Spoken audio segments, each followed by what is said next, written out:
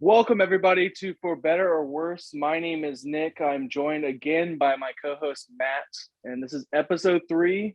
Excited to be here. We crushed it last night, absolutely crushed it.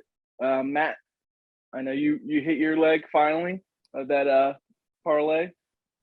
So Hey, depends on who you ask, but I could have a tie and a win for some people. All right, technically for some people, I haven't lost yet, but to each their Never own. gonna Yeah, end. it was great to redeem myself yesterday. I don't know how you pulled yours out, but it happened, and never a doubt, never a doubt. Never doubt. I mean, I don't know what you're talking about, honestly. It's a game of, runs. I had no problem. I wasn't worried at all. Neither was I. I didn't have like 3 or 4 draft messages saying, "Oh, I'm sorry for my loss. I'll work better." Definitely didn't have that in my drafts of Twitter. Nope, didn't have it. So I'm sure you had some people chirping you early on. no, actually, I really didn't. So I usually don't have that. I try to bring a positive, vibe overall. At the end of the day, I'm not charging for anything, and neither are you. So if you take it, awesome. If you don't, that's cool. But you don't lose money from just taking our picks, which is yeah. That's It's a one very valid point. yeah. So what do we got lined up for today, Matt? You want to run through that? Yeah, we had our buy and sell segment last podcast that we can talk about kind of how the games went on the NBA recap. We have the NBA slate lined up and some props that we're eyeing early on. We got a couple MLB games, finally more of a sample size for me to take other than the 2 or 3 late games that we had yesterday. And then we'll do our 2-legger and we'll get out of here. We'll get some more segments next week, but try to make this as informative as possible on this beautiful Friday, and try to sweep the board. Yeah, I know we got to get going because our producer's British and he's got to go to the dentist, and that's going to take extra time for him. So no worries, we won't hold it up on his part. Last night, obviously, 2 giant runs by the Grizzly. I mean, at one point it was 26 points. I feel like it was even more. I mean, I don't even know. I caught most of the game, but it's multiple points during the game. I just turned it off. So it was like, John Morant, did he get triple-double again? Did. Or he actually got it this time? He actually got it this 9. time. He had 9 rebounds the first game, and then this time he only had 16 points, but he had 10, so he got it. Yeah, I know he's still turning over the ball a lot, and he actually had a little bit of foul trouble last night. But good for him to actually get the triple-double. I wonder what the odds were on that overall. I don't know if you checked that. I mean, I would try to do that next game just because he was 1 rebound away. The first game, got it this game. And with the Grizzlies, it seems like the scoring load is kind of off of his shoulders. You Dylan Brooks, Desmond Bane, even Brandon Clark had a good game last game. He doesn't really need to put up 30, and I think he realizes that. So he's kind of going into more of a stat sheet stuffer, do some other things, and he could score when he needs to. He's John Morant, but he doesn't have to for them to win games, and you can see that by them coming back from 26 points.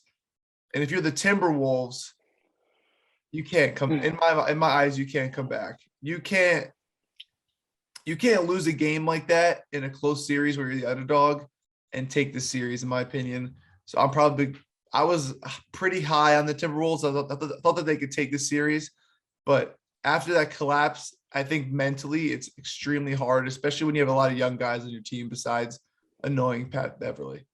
Yeah. So I mean, I'm with you on that. They were dominating at the beginning, especially in the paint overall. I think it was like 22-4.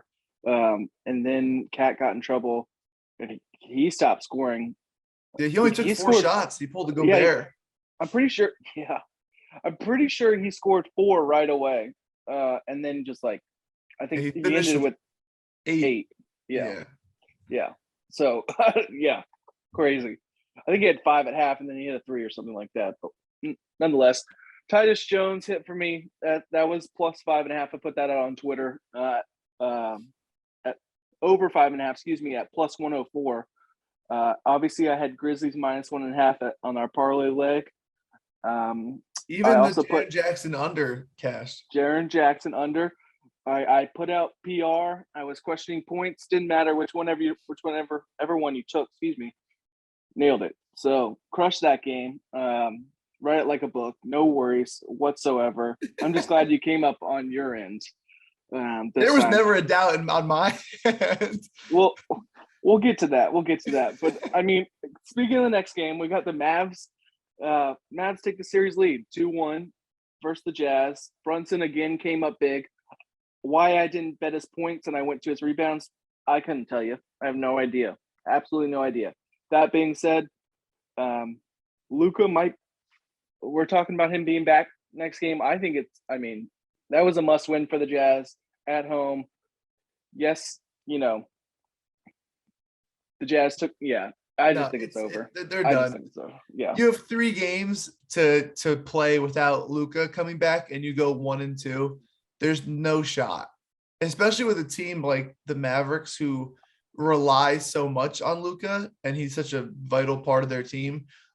Like before these 3 games, you could have argued that the Mavericks were the worst team in the league without their star player in the playoffs. I think every other team has a nice second guy, third guy. The Mavericks really didn't have that until we just showed them that they did in these last 3 games. I think Utah, the players don't like each other already. Gobert and Mitchell. Donovan Mitchell is going to be a New York Knick in less than a year. He's going to leave. I'm serious. I'm not even a Knicks fan. I mean, I know, I got you. I don't disagree with you. I just don't want him to go there. But I do and I don't. Like he's a stud. They don't like each other. He wants to get out of Utah, as would anybody. And he just it's done. There's no way in my mind they can come back with Luka coming back, because not only will the locker room feel Luka's presence, the teammates will when they're on the court, and in my mind there's no way. And the Jazz played a great game yesterday.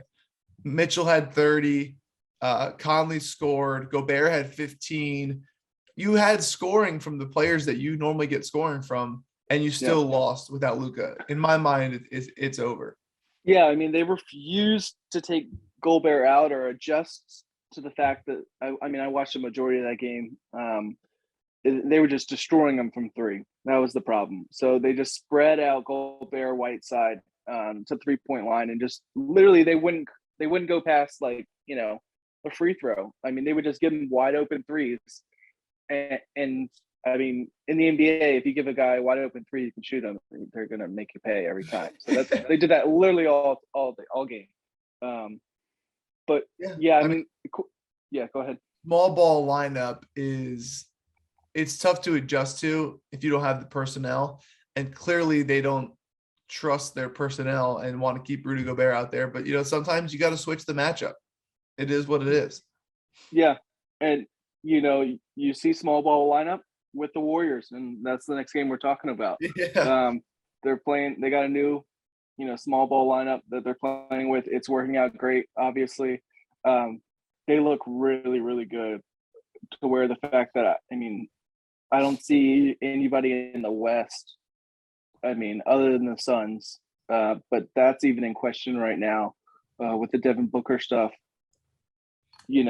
Taking them out. I mean, do you see anybody? I heard it was 2 to 3 weeks, so we'll see what happens. But he's going to be hobbled either way when he comes back. Those hamstrings, when they get tight and you tweak those, it takes 1 game to tweak it again. I mean, it's going to be tough for him, especially at the high pace of a playoff basketball game.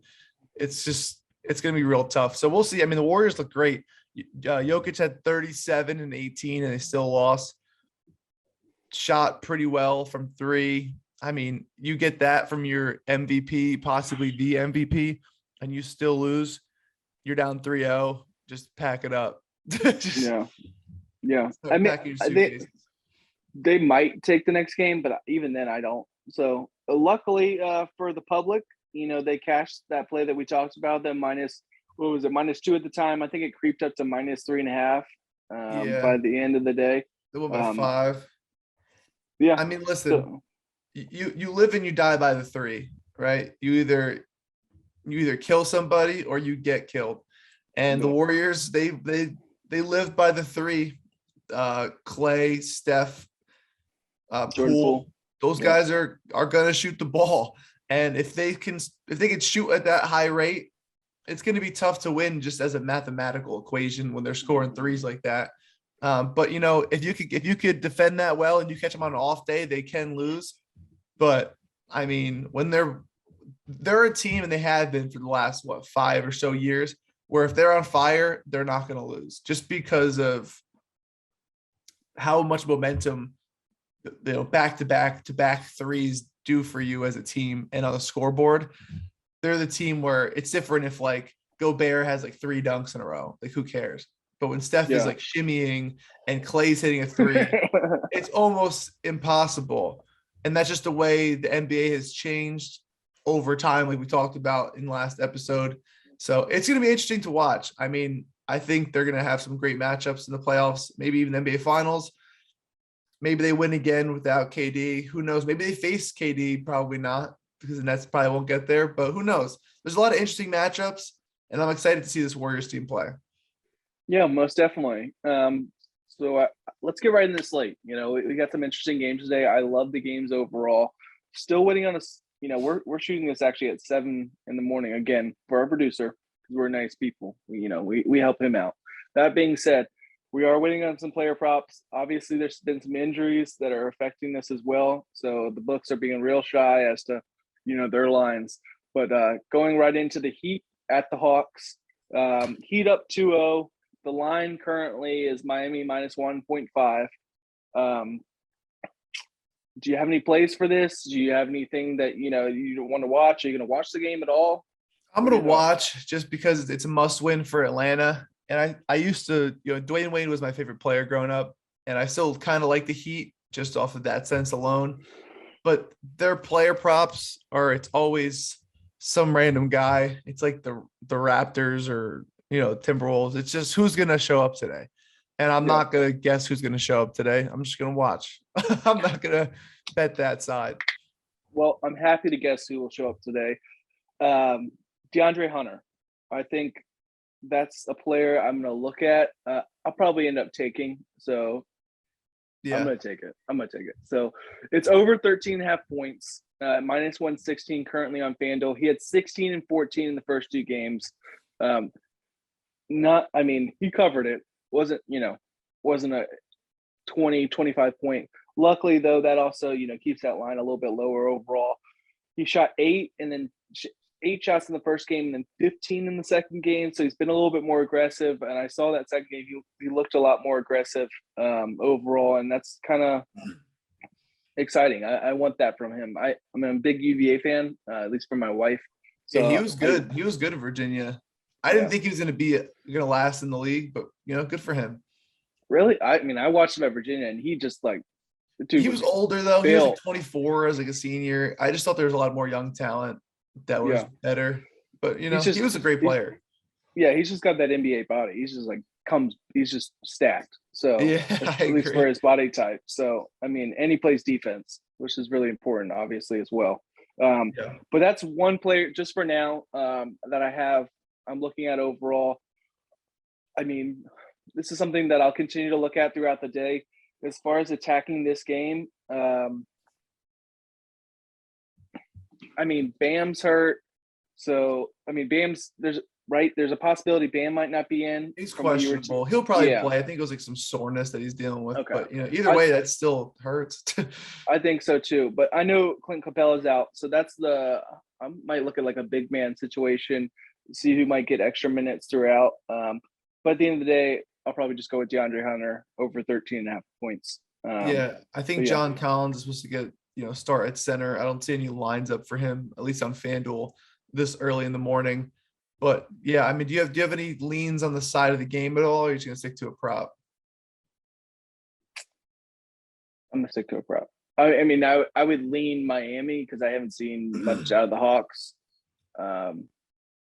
But yeah, I'm gonna stick to a prop because what I thought was no sweat last night. Well, yeah, no sweat. I'm sticking with that. Grizzly, no sweat. Speaking of injuries, the Bucks are without Chris Middleton. We talked about this a little last podcast. I think they could still win the series and possibly go a little deeper. I'm not as confident in them winning the championship as I was with him. He's out for a couple weeks. I think the same timetable as Devin Booker, as we talked about before. Um, I saw the 2 to line 4 is weeks. now the line is 2.5 actually, Mm, on the road in Chicago. What are your mhm. thoughts here? Yeah, I don't like the Bucks as much anymore at all. I saw 2 to 4 weeks for Middleton. We could be optimistic and say it's 2, but even at 2, He'll be it's a out for this lot. series. So Yeah, yeah. Um, and the Bulls look really good last game. They finally got together. They got some role players going with Caruso 10 assists. he And played then some good defense too. I did see that. He was playing very well. I mean, but DeRozan had 41. yeah, Um, that was the that was my next point. Yep, I DeRozan think just. I think Vucevic played very well too. And speak of that, all right. So a couple things. Number one, DeRozan looked like mid-season MVP form. He was doing that giant run again, hitting all those mid-range shots. But Vooch, I mean, that's my next player prop. Over 20.5 points. He said 24 in both games, 18 and 27 shots. So the man throws it up as far as volume, and that's what I want when I'm looking at points. It's really volume because at the end of the day, you can't score points unless you shoot them. So, it is what it is. So, so at 18 and 27 shots, he's hit the number both times. He can spread the floor and shoot the three. I'll take the 20.5. I believe it's 113 on FanDuel currently, but hell, that'll move around the time you see this. But yeah, I mean, as far as the game itself, I'm going to stay away just because, look, I think the line's set. What is it at? -2.5, you said, or Two and -1.5? a half. Yeah, 2.5. Yeah. I think that's honestly a decent line with it being at the Bulls, no Middleton. There's a lot of question marks overall. Obviously, the Bulls won last game. I mean, yeah, I'm going to stay away from the game overall, and I'll look to target some certain players.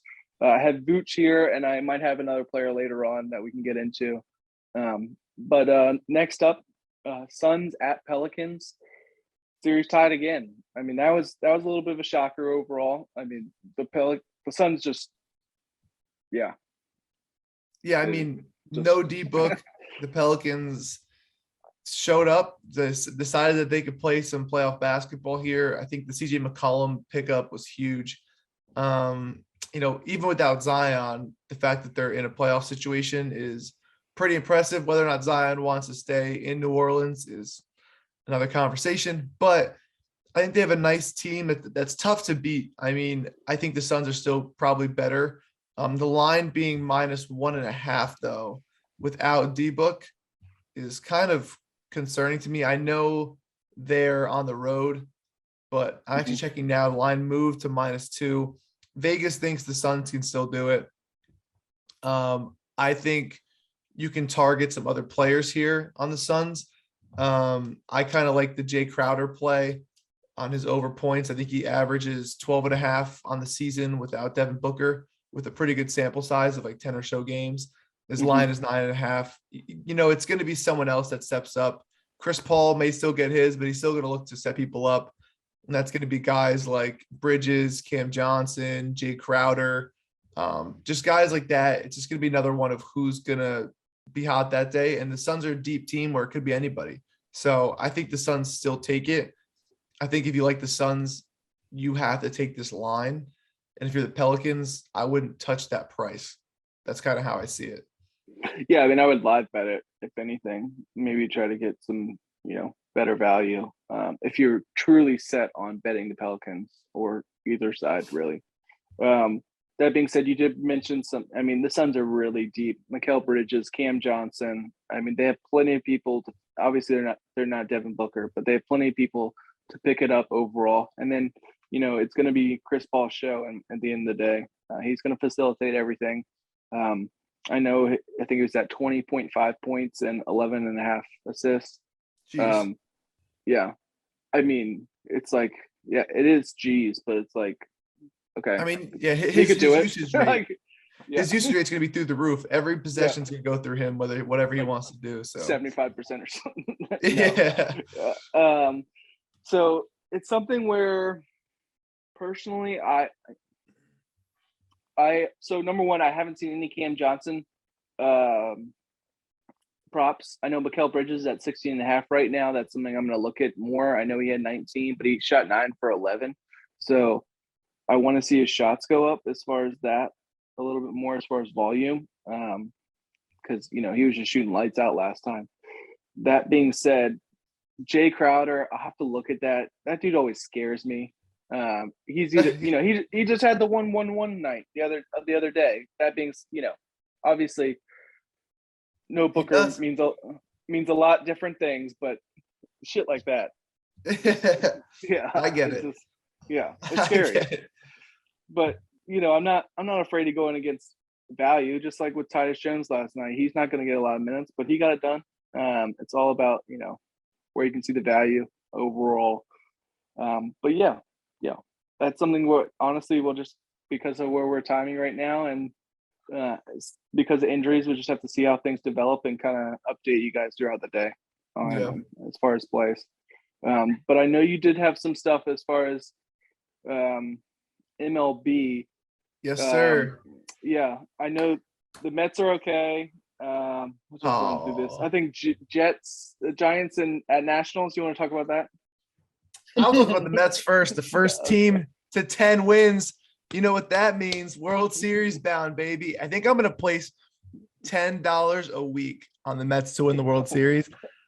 And I will either be very happy or very sad. No in between. But I have to make this commitment. For you, non-New Yorker, when you live in the Yankees shadow for your entire life and you finally get a competent owner who has so much money where he can spend it, it feels great. All right. When I was 11 years old and I would cry myself to sleep because the Mets were 10-152 on the season, those times are over. This team is here. I'm going to go to every single playoff game if they make it. And you'll see me in October, whether or not I need some help or if I'm a millionaire. Who knows? Who knows? The Mets, Steve Cohen, helped me out. But besides that, you got some games on the slate tonight, a lot more than you had yesterday. Giants at Nationals, righties versus Patrick Corbin. Okay, that's just what it is. Patrick Corbin used to be a great pitcher. I used to be pretty fast. Now I don't run a lot anymore, and I'm not that fast. Patrick Corbin is not that great of a pitcher, and he gets absolutely torched by righties. They send moonshots off this guy. So if you want to target someone for maybe a home run or some total bases, Darren Ruff, he hits a slider and the sinker very well. He's 1-3 versus Corbin, so he only had that one game basically. He hit a single, but I think with this more as he gets used to him, and Corbin is just prone to giving up bombs to righties, I think he's a prime candidate. We'll see if he's going to make my list later on, but first glance, he's a very solid pick in that game. Yeah, I mean, Corbin's really dropped off. He's just not good. I mean, the whole Nationals team, Juan Soto, you should just come over to the Mets. Basically. No. I love Juan Soto at Washington. I became a semi-Washington fan when they won it all. Because that was a good team. That was a great team. Cheaters. No, I agree. And speaking of World Series, you have the reigning champions over there, the Braves at home versus the Marlins. There's a weird line discrepancy. We'll see if it's still there when this comes out, where the Braves' first 5 money line is -140 on DraftKings and everywhere else. But also on DraftKings, on the run line section, it doesn't say run line. It says pick 'em, and it's -120. So I will take that 20 points of a line in my favor. That first 5 money line, if you get that on DraftKings and still there, you have the same play for -120. I don't see how you don't take that off any analysis anyway. But I do like the matchup. I think Kyle Wright is a stud. He's pitching very well this season, and Trevor Rogers has been struggling. So, and the Braves lineup is obviously much deeper than the Marlins. So I'm going to trust them to get some run support. Even though we're on the Marlins last night, you got to pick and choose what matchups work for them. Tonight, I don't think is one of those nights. So those are the two games that really stuck out to me. There's going to be some player props in the Braves that I like. Trevor Rogers, guys like Matt Olson, Ozzie Albies, I think on the Braves can have a good day. So as more lines come out and more information comes out, we'll have more plays on that end. But those are the two games that really spoke out to me. I'm probably going to use one of those for our two-legger that is now officially on a win streak, kind of. On a win streak. That's all that matters. I don't have to do any challenge that you guys said because no sweat, Marlins shutout. Pablo Lopez, I said I would thank you. I tried finding your Twitter handle, couldn't find it, but I appreciate you, Pablo. I heard someone say ranch and water shot. That sounds kind of good. No, I'm trying to look up I literally typed ranch in. Yeah, I don't know about that one. I mean, I'd like something more painful. But that's like so cynical. Yeah. Look, I'm going from the aspect of I will never lose. No, I will lose at times. Trust me, guys. No, but I'm just hoping I lose. I'm clipping that. I'm clipping that, and every time a play loses, I'm just gonna put that. I'm hoping to lose less than you. That's the goal. I don't plan to lose either. Hey, I lost tonight, guys. I'm really sorry, but at least I'm not Maddie. That was like the whole plan on my end. That's the whole shtick. Yeah, we'll get into that later. No worries. Two-leg parlay. Let's get down to the nitty-gritty. Got another one coming up. So I think I might know your play. Why don't you go right into it? Because you just did. Yeah, it's definitely going to be Braves first five. Are we sticking strictly FanDuel on these? Or no, you can do whatever. I I use FanDuel mainly just because I'm lazy. I need to diversify my portfolio. You are lazy. Take advantage of some of these promos. Lazy. Yeah, but hold on. I'm going to see what the odds are because our last odds, if you watch the podcast, was a dentist parlay, and did that not make sense? Our parlay was plus 230, which is the best time to go to the dentist. No, stop. 230. And now he's going. Was that not a sign? That was a sign. Oh my gosh. That was a sign and a half. But yeah, I'm gonna put the 2-leg parlay in, and I'll let you say your leg, and then I'll inform everyone of the odds. Brook Lopez, we're going right back to him, boys. Wow. 25 points last game, 18 points the game before, 9 for 16 and 7 for 14 in those two games. Started actually, he shot 5 threes in the first game, and he shot 6 attempts in the second game. Actually hit 3 for 6. Came out hot overall, but his line is only at 15.5 currently at minus 120 on FanDuel. I'm sure you could probably shop that around, but I'm going right back to my boy Brook Lopez. It's actually 16.5 on DraftKings, so the line may probably shoot up. So I would definitely take the 15.5 with a little bit of a juice. So if you go to the worst line for me on FanDuel just to get the 15.5, it comes out to plus 206. So yeah, that is the 2-leg odds. So let's do this. Just buy the 15.5 if it moves around because you're doing a parlay. I'll accept it for this time if it's the worst odds later on, just for the parlay's sake. If you want to switch it up with one of my other picks, I would take Vooch, priority, and then DeAndre Hunter under that in order of priority. But yeah, let's fucking kill it again. Get that out. There you have it. That is the 2-legger. It is Brook Lopez over 15.5 points, which is Nick's leg at minus 120-ish on FanDuel. See where that stays. And Braves first 5 money line on DraftKings minus 120 for me, or minus 140 everywhere else. Parlayed is plus 206. We're going for 2 days in a row. 2 days in a row. All right. Matt, It's been a pleasure. Nice, quick, easy, knocked everything out. We will see you guys again Monday. What are we thinking, Matt? Monday? Monday works for me. Okay. We'll see you guys Let's back on give the Monday. people what they want, Nick. All right. Winners. They want winners. Winners So. and not your podcasts. jokes. That's for sure. Yeah. All right. Let me know in the comments or on Twitter. I literally got 3 DMs saying your jokes were awful. I was like, is it awful funny? And they were just like awful. Well, that's my goal. You know, Yeah, if I can get them to do that, you know, that is my goal. So with those 3 guys, you made my day. All right. I want more people like you. DM me next time now. All right. Say it to my face. That is true. Say it to your face. Yeah. All right, there you have it. Here. Best of luck on your plays today. Enjoy your Friday. Enjoy the NBA playoffs. Enjoy some baseball. Enjoy knitting if you like that too. I really don't care. Enjoy your Friday night. Watch some sports. We'll see you guys next week. See ya.